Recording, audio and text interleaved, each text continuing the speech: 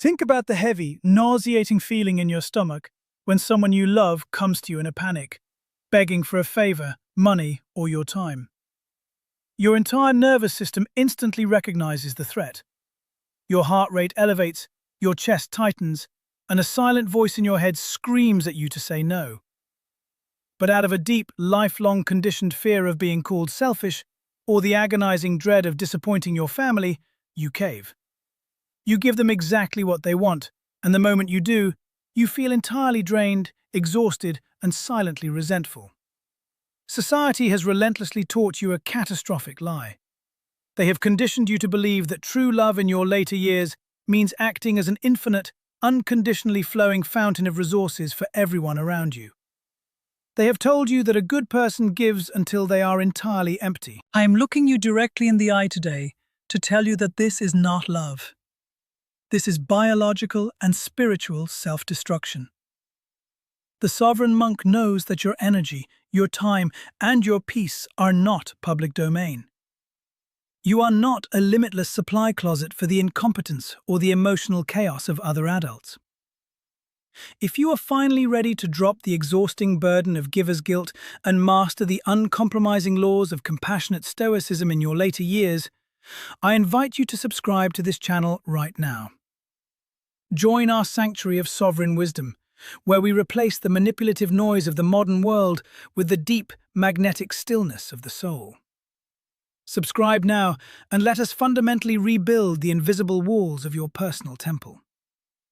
There are 5 specific, sacred, biological, and karmic resources that you must never, under any circumstances, give away, no matter how much they beg, no matter how much they cry, and no matter who they are. The first sacred thing you must never give away is the justification for your boundaries. When an adult child, an old friend, or a demanding relative asks you to do something that violates your peace, your immediate response is often to say no. But then you commit a massive psychological error. You immediately follow your no with a long, detailed list of excuses. You tell them you are too tired, that you do not have the funds right now, or that you have another appointment. You do this because your ego is terrified of being perceived as harsh. But you must understand the psychology of a person who is used to crossing your boundaries. To a manipulator or an emotionally greedy person, an excuse is not a rejection. It is an invitation to negotiate. If you say you are too tired, they will tell you it will not take long. If you say you do not have the money, they will ask for a smaller amount. When you give them your reasons, you hand them the exact ammunition they need to dismantle your boundary. In Zen philosophy, true power lies in the absolute silence of the void. Your no is a complete, sovereign sentence. It requires no defense, no thesis, and no apology. The next time someone begs you for a favor that your nervous system rejects, you will simply look at them with calm, empty eyes and say, "No, I am not going to be able to do that." When they ask why, you will not give them a weapon. You will simply reply, "Because it does not work for me." And then you will let the heavy, uncomfortable silence hang in the air. Do not rush to fill the void. Let them be uncomfortable. Reclaim the absolute authority of your unjustified no. This level of discipline must immediately be applied to the second sacred thing you must never surrender, which is your stored harvest.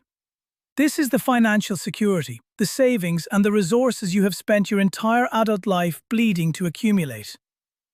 It is the ultimate taboo in modern families to talk about money with brutal honesty. But we must do so now. Adult children or relatives will frequently come to you in a state of self-created financial emergency.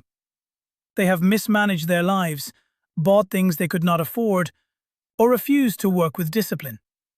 And now they are standing at your door, begging for a bailout.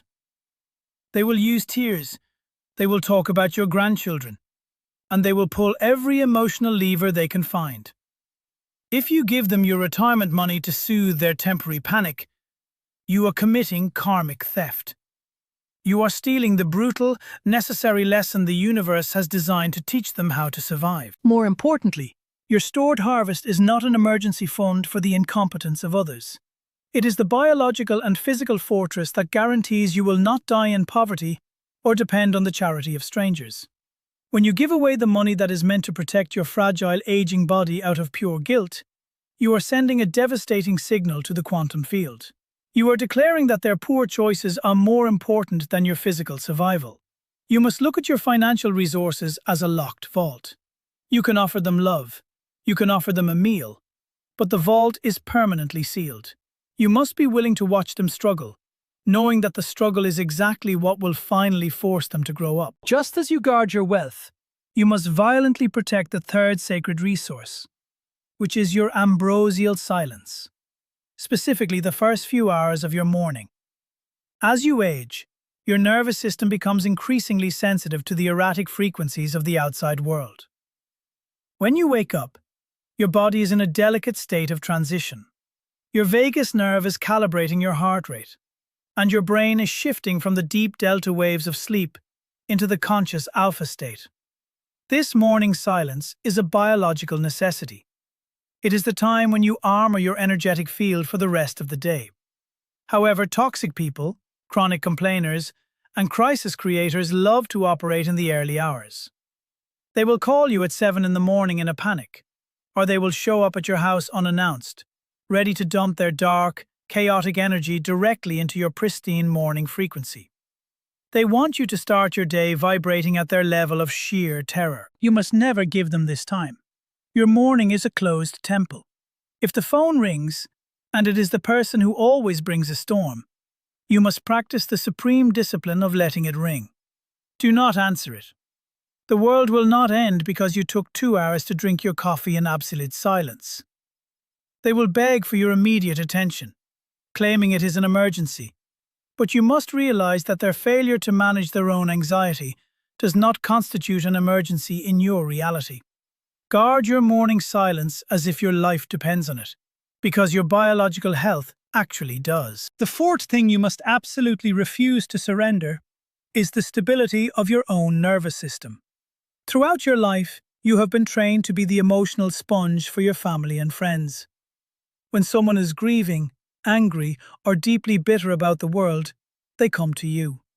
They sit in your living room and they vent for hours. They complain about their spouses, their jobs, and the economy. They are not looking for solutions. They are looking for a biological dumping ground. When you sit there, nodding politely and trying to be a good friend, you are absorbing massive amounts of dense, jagged electromagnetic radiation. Their chaotic frequency crashes into your heart's torus field.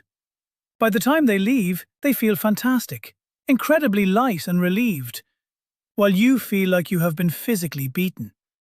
You are exhausted, your joints ache, and your mind is completely fogged. You must stop donating your life force to regulate the emotions of other adults. The next time someone tries to use you as an emotional trash can, you will employ the Zen protocol of the silent fade. You will not engage. You will not offer comforting words that validate their victimhood. You will become incredibly boring. You will look at them with absolute neutrality and say, "That sounds difficult. I hope you figure it out." You will refuse to absorb their frequency.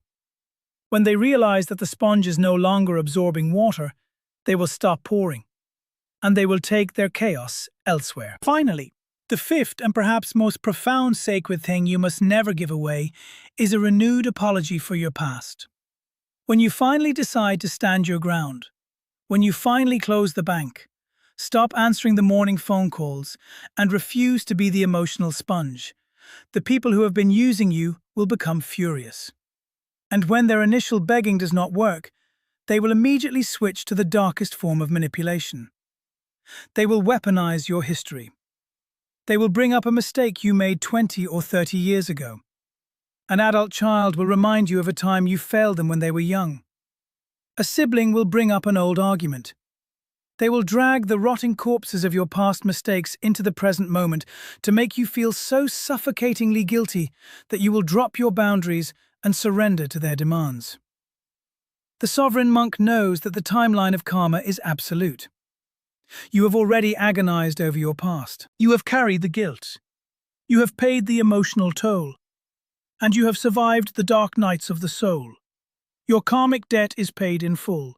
When they demand that you apologize again today so they can extract a favor from you, you must look at them with unshakable stoicism and refuse. You will say, "I have made my peace with the past, and I will not allow you to use it to control my present." Never give a manipulator the power to resurrect a ghost you have already buried. I am issuing you a rigorous, uncompromising 48-hour magnetic challenge to physically and biologically shatter the cycle of the giver's guilt. Sometime in the next 2 days, someone is going to ask you for one of these 5 sacred things. They are going to ask for your money, your morning peace, your emotional energy, or they are going to demand an excuse for your boundaries. I absolutely forbid you from surrendering. You will plant your feet on the ground. You will drop your shoulders to signal safety to your nervous system, and you will offer them the impenetrable silence of the sovereign monk. Watch how their manipulation instantly crumbles when it meets the immovable wall of your peace. Watch how your body heals when you stop bleeding your energy into a bottomless well. I want you to anchor this profound biological and spiritual commitment into the physical world right now. Do not just let this be another video that you consume and immediately forget. You must make the physical declaration to override your neurological programming of guilt. Go to the comment section below and type these exact words. I lock the gate. My resources are sacred. When you type those words, you are sending a massive electrical signal through your nervous system that the era of the exhausted donor is officially over. You are laying claim to your sovereignty. You have survived the hardest sacrifices of this life. You have paid your dues. It is time to protect your harvest, command your frequency, and above all else, be well.